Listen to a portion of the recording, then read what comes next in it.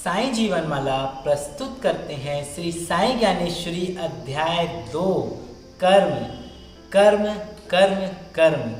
ओम साई राम। स्वागत है आपके अपने चैनल साईं जीवनमाला पे। तो मैं हूँ राम गुप्ता।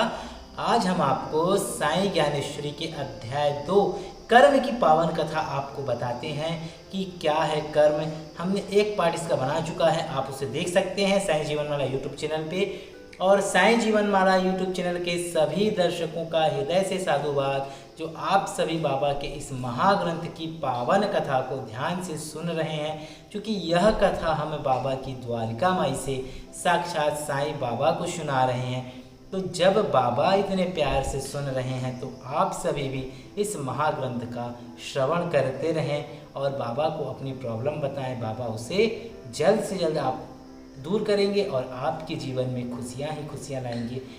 ये महाग्रंथ का उद्देश्य संसार में फैली इस महामारी को दूर करने के लिए हम बाबा को सुना रहे हैं। और यह आदेश हमें साईं धाम के संचालक परम प्रिय मानस शिष्य श्री कैलाश चंद गुप्ता जी, जो बाबा के परम भक्तों में से एक हैं, जिन्होंने अपना पूरा जीवन साईं की सेवा में बिता दिया और 1972 के पहले से बाबा के यह धाम, जो कि हूबहू शिरडी धाम है, उन्हें निर्माण कराने में अपनी अहम भूमिका निभाई और आज भी बाबा के प्रति सच्ची श्रद्धा से समर्पित हैं। आप उनके चैनल साईं का बंदा यूट्यूब चैनल पे आप उन्हें सब्सक्राइब कर सकते हैं और उनसे अपने जीवन में आ रही परेशानियों का सवाल जवाब कर सकते हैं। तो आप उसे सब्सक्राइब जरूर कर लीजिएगा। तो चलिए साईं ज्ञानेश्वरी के अध्याय 2 कर्म की कथा को आगे प्रारंभ करते हैं।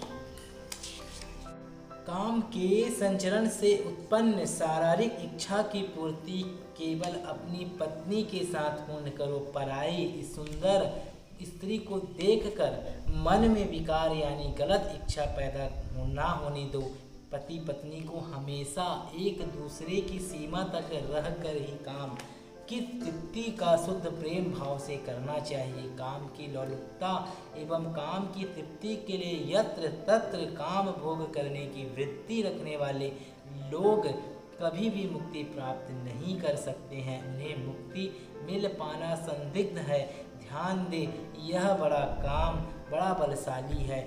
यह कभी तुम्हारे चित्त को स्थिर नहीं होने देता। 6 शत्रुओं में से इसका सर्वाधिक प्रभुत्व है। यह क्षयों में सबसे अलग अग्रण्य है।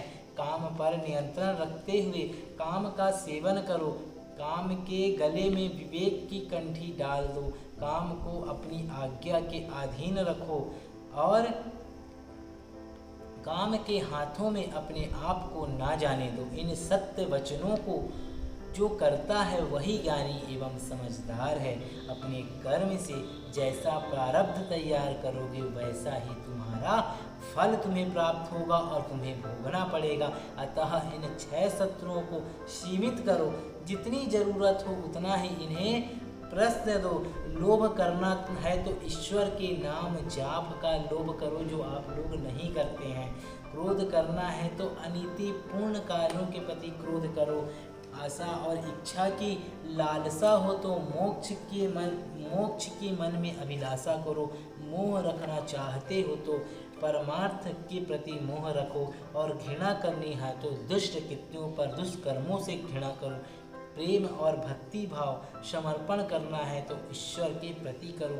अपने को किसी के हाथों में सौंपना है तो सदाचरण के हाथों में अपने आप को न्यौछावर कर दो। ऐसा करो, परंतु ऐसा करते हुए अहंकार का भाव रच मात्र भी अपने मन में ना आने दो। अगर आप कोई अच्छे काम करते हो तो उसका अहम मत करो, क्योंकि अहम से आप उस काम का पुण्य को खो देते हैं। सद्गुरु की कथा सुनो, चित्त को शुद्ध रखो, ज्ञानियों का सामना करो, माता पिता को आदर दो।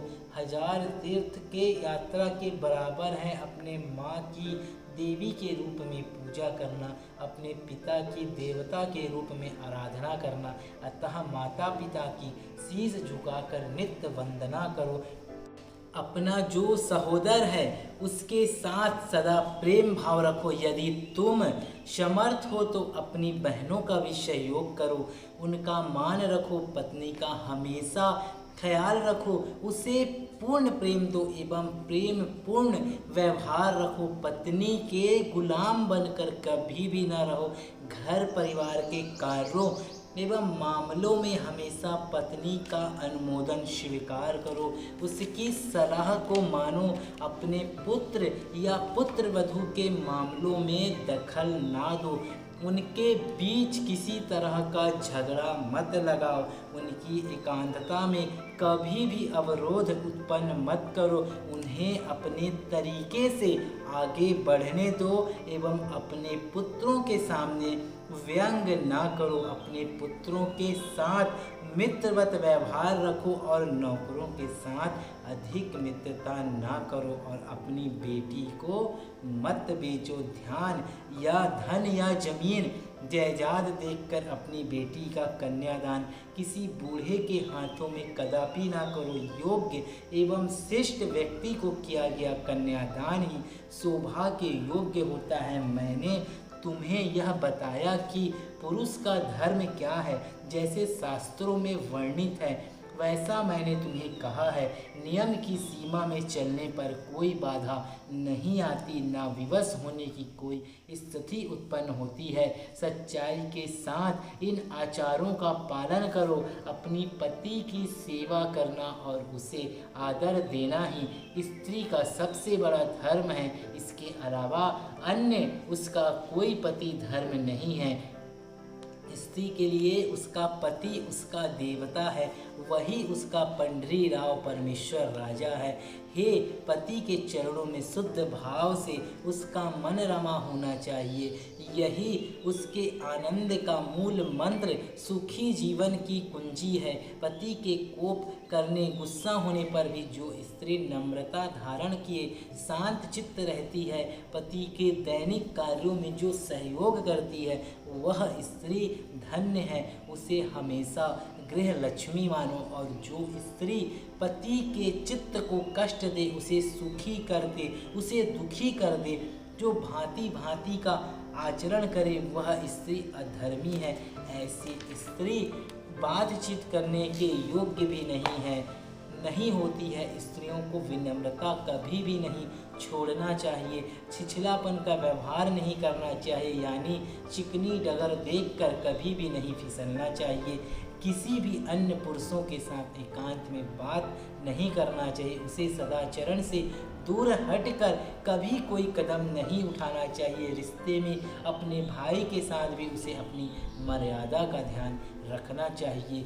और एकांत में किसी पर पुरुष के साथ अनावश्यक रूप से कोई रुख नहीं जोड़ना चाहिए। स्त्री के तन की शारीरिक बनावट की विचित्र स्थिति है, वह अनिति का भक्षण तत्परता से कर सकता है, अतः उसे अपने शरीर के प्रति हमेशा सतर्क रहना चाहिए। उसे चाहिए कि वह अपने आप की रक्षा सुरक्षा के प्रति सदैव जागरूक रहे।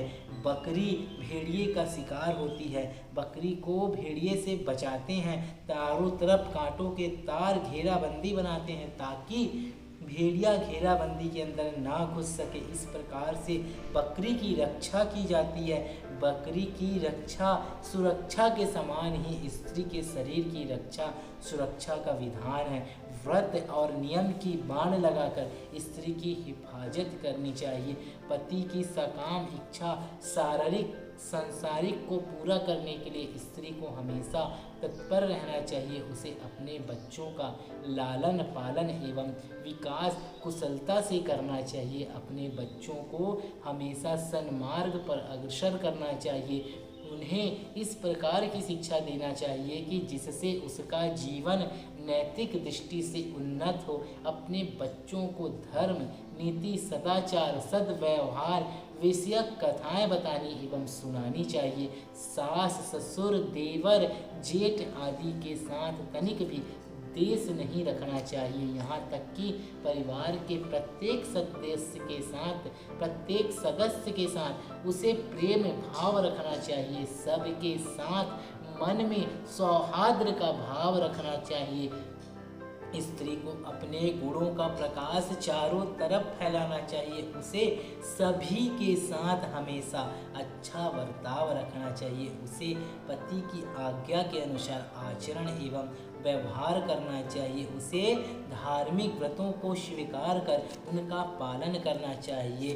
पुरुषों और स्त्रियों के हित में ये साधारण नीति नियम है जिसके बारे में मैंने तुम्हें बता दिया है। इन सत्य वचनों को जो नियम पूर्वक पालन करेगा उसकी बद्ध स्थिति सांसारिक जन्म मरण के चक्र का बंधन छीन हो जाएगा। आगे श्री साईं ने चंदोरकर से कहा कि अब मैं तुम्हें बद्ध भव का बंधन के लक्षण बताता हूँ, मुझे सुनो, तुझे फायदा होगा। मन को एकाग्र करके ध्यान दो। जो धर्म अधर्म को नहीं जानता, ईश्वर कौन है और ईश्वर की क्या क्या शक्ति है इसे नहीं पहचान पाता, जिसके मन में शुद्धि और अच्छी भावना नहीं है वह जन्म मरण के चक्र में बांधता है, और जो कपट कार्य करता है, जो कटु वचन बोलता है, वो पाप कर्म में संलग्न है, वह भव का बंधन बांधता है। साधु संत एवं सज्जनों का जो मान सम्मान नहीं करता, जो सदा छल परपंच के साथ संसारिक कर्मों में रत रहता है, वह संसारिक बंधनों से बंधता है। जिसके हृदय में दान धर्म दया आदि की भावना नहीं है, जो व्यर्थ के तर्क वितर्कों में वितंडतावाद करे, वह निश्चित ही भव के बंधन में बंधता है। हे उत्तम शिष्य चंदोरकर, इसे अच्छी तरह से तुम समझ जाओ। श्री साईं ज्ञानेश्वरी के अध्याय 2 कर्म की पावन कथा अभी जारी है। अगले वीडियो पे हम इस कथा को पूर्ण करेंगे। तो आपने देखा साईं ने कितना सुंदर उपदेश दिया है ज्ञानेश्वरी के इस कर्म में। तो आप लोग अगर इसका आदर करते हैं, इसे मानते हैं, तो इन बताई हुई बातों का अमल करो, क्योंकि ये साईं बाबा की मुखार बिंदु से चंदोरकर को बताई गई थी बातें थी जो हमने आपको बताया। तो अगर आप सभी को यह वीडियो अच्छा लगे तो कमेंट में ओम साईं राम और अपना नाम लिख दीजिएगा, ताकि हम आपके नाम से बाबा के समक्ष प्रार्थना लगा सकें और आप बने रहें साईं जीवन माला के साथ। तब तक के लिए ओम साईं राम।